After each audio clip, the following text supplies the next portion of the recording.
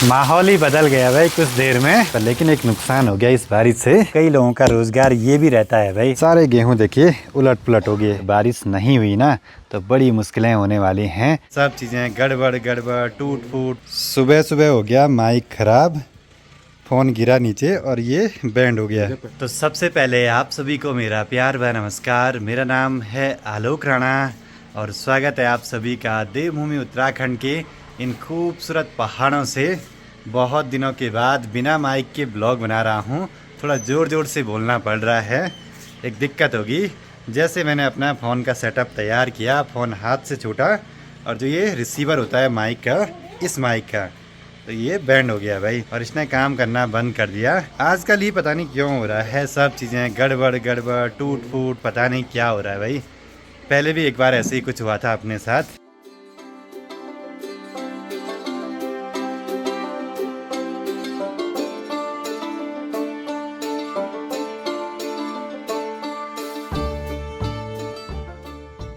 बाकी कल हमने यहाँ पे इतनी बांधनी कंप्लीट कर दी थी इस जगह तक, बस थोड़ा सा रह गया है यहाँ से गेट के कॉलम तक। लेकिन अब हमारे पास गिट्टियाँ वगैरह भी ख़त्म हो गई हैं, तो गिट्टियाँ वगैरह तोड़नी पड़ेंगी एक बारी। छोटे छोटे पत्थरों को तोड़ के ऐसे गिट्टियाँ बना देंगे यहाँ पे। और काम तो होते रहेंगे। एक बारी माँ को परवाड़ी वाले घर तक छोड़ने के लिए चलते हैं। चलो जी, पहुँच चुके हैं परवाड़ी वाले घर के पास में। मुझे इतनी ज़ोर से बोलने की उतनी आदत नहीं है ब्लॉग में।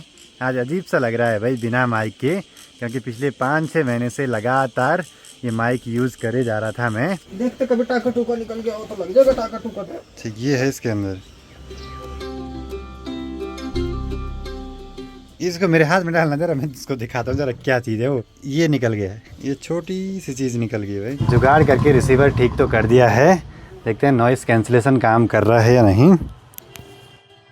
Hello hello hello. एक बारी तो मुझे टेंशन ही हो गई थी कि कहीं माइक ख़राब हो गया होगा तो फिर बहुत बड़ा नुकसान हो गया, पर बच गया भाई। एक छोटी आईसी निकली तिल के बराबर, सोचिए।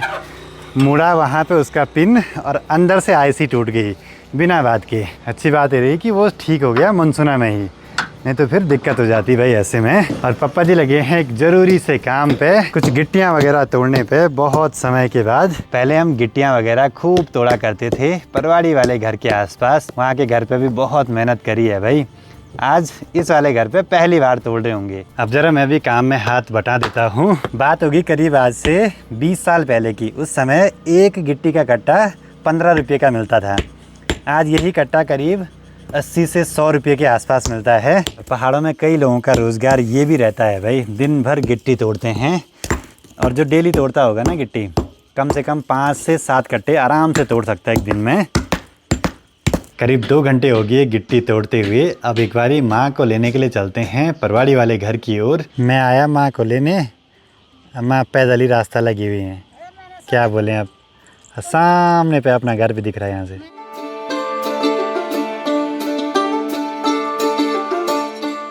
आजकल तो मनसूना मार्केट में खूब सारी गाड़ियां दिखाई देती हैं कमर्शियल वाली, लेकिन यात्रा में बिल्कुल सुनसान माहौल यहाँ का। फिर एक चीज़ तो आजकल चारों ओर बड़ी कॉमन है, पक्षियों की चहचहाट और रंग बिरंगे से फूल। जहाँ देखो वहाँ सिर्फ खुशबू ही खुशबू है वातावरण में। ओ चल, जय हो। एक बारी देखते हैं कितने कट्टे गिट्टी के तैयार हुए हैं। मेरे हिसाब से ये निकलेंगे करीब 3 कट्टे के आसपास। ये तोड़ा मैंने, ये तोड़ा पापा जी ने।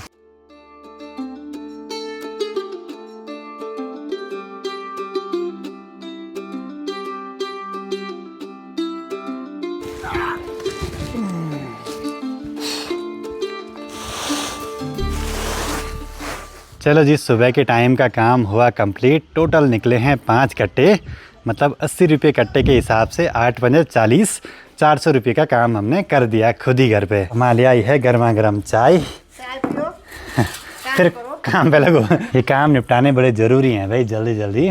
पर आज भी शाम तक बारिश का माहौल दिखा रहा है और हवाएं चलने से खूब सारे बादल आ रहे हैं ऊपर आसमान पे। अभी आसमान में ठंडरिंग हो जा रही है आज भी, और बूंदाबांदी भी शुरू हो गई भाई। पहाड़ों का मौसम कब बदल जाए कुछ पता नहीं चलता भाई। बस बारिश सही टाइम से आ रही है, जरा टेम्परेचर मेंटेन तो रहेगा पहाड़ों का। अब इस बूंदाबांदी में तो काम करने को होगा नहीं, थोड़ा सा रुकते हैं, क्या पता बारिश बंद हो जाए। ऐसा क्षण आया, बारिश भी शुरू होगी और गैस सिलेंडर भी खाली हो गया।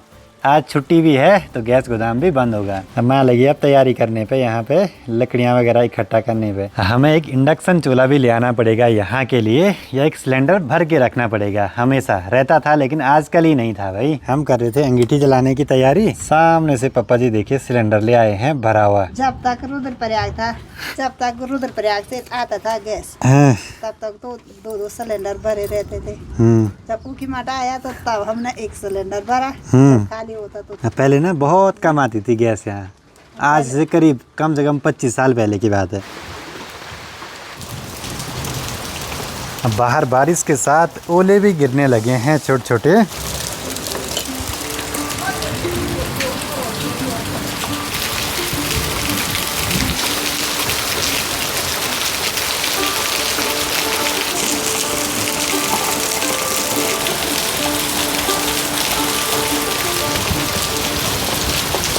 माहौल ही बदल गया भाई कुछ देर में, चारों ओर बस ओले ही ओले पड़ रहे हैं और तेज़ बारिश शुरू हो गई ऐसे में। पर यह कि टेम्परेचर काफ़ी मेंटेन हो जाएगा इस बारिश से। बाकी हमने जो ये बांधनी बनाई थी उसमें भी अच्छे से तराई होगी भाई, बढ़िया रहा।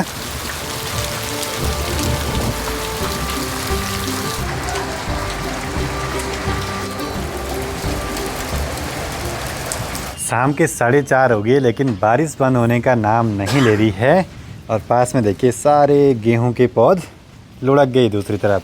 पापा जी जा रहे हैं बरसाती ओढ़ के परवाड़ी वाले घर पे। वहाँ के काम तो बड़े ज़रूरी हैं चाहे मौसम कैसा भी रहे, पर लेकिन एक नुकसान हो गया इस बारिश से। अरे सारे गेहूं देखिए उलट पुलट हो गए, बड़ा नुकसान हो गया भाई, हमारे ही नहीं बल्कि सबके यहाँ पे। क्योंकि तेज हवाओं के साथ खूब सारी बारिश भी लगी, ओले भी पड़े, ठंडरिंग भी हो जा रही है भाई, और चारों ओर से खूब सारे बादल लगे हैं।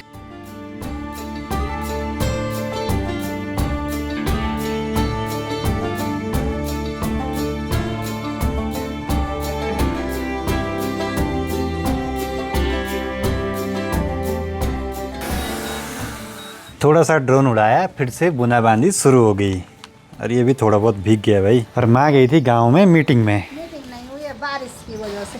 हाँ, और बाहर देखिए मौसम साफ होने लगा है, धीरे धीरे उजाला आ गया भाई चारों ओर से। एक बार ही लग रहा था पूरा अंधेरा अंधेरा माहौल हो गया, लेकिन उजाला होने लगा है चारों ओर से। लेकिन नुकसान बहुत हुआ है आज की बारिश से भी, चारों ओर गेहूं की पौध सारी ढह गई भाई। अब बारिश के बाद तो बहुत सारा पानी इकट्ठा हो गया यहाँ खौड़ी में।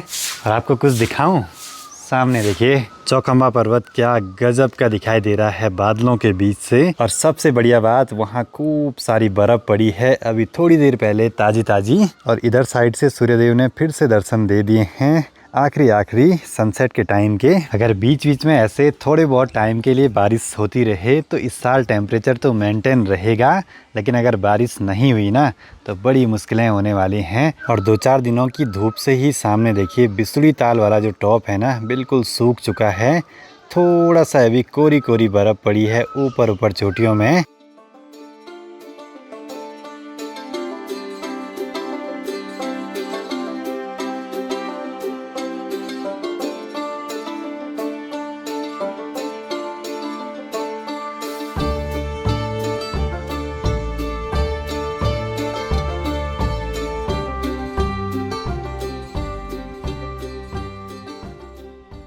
ऊपर छत में आके तो कुछ अलग ही नज़ारे दिख रहे हैं भाई। हमारा घर गांव में ऊपर की ओर बढ़ते हुए पहला घर है और पूरा गांव बारिश के बाद अभी कुछ ऐसा दिखाई दे रहा है भाई, बड़ा ही सुंदर सा। और इधर साइड सनसेट के टाइम की लालिमा दिख रही है, दूसरी तरफ चौखंबा पर्वत ने भी अपने पूरे दर्शन दे दिए हैं अच्छे से। कहा था ना कि मुसीबतें ख़त्म होने का नाम नहीं ले रही हैं। अभी तक तो बस एक गिलास फूटा था, परसों देखा दूसरा गिलास खिड़की पे फूटा हुआ है, अभी यहाँ ऊपर पे आया तीसरा गिलास भी फूट गया भाई, वो भी इस सामने फ्रंट पे रोशनदान पे। क्या ही बोलें भाई, ये यहाँ पे देखो क्रैक पड़ गया इस जगह से। मन कर रहा है कि चुप रहें, चेंज ही ना करें इन सब चीज़ों को, क्योंकि लगाएंगे फिर टूटेगा, पता नहीं क्या हो रहा है। शायद जो ये लकड़ियाँ हैं ना ये जगह ले रही हैं, भटक रही हैं, तो उससे कांच चटक रहा है अपनी जगह पे। मुझे तो बिल्कुल पसंद नहीं थी ये वाली खिड़कियाँ। शाम की गर्मा गर्म चाय भी आ चुकी है इन ठंडे ठंडे पहाड़ों के बीच में। पर अब कुछ दिनों में हमें घर के ये सारे काम जो भी गड़बड़ हो रहे हैं वो ठीक करवाने हैं भाई। शायद कल रेलिंग वाले भी आ सकते हैं काम वगैरह देखने के लिए।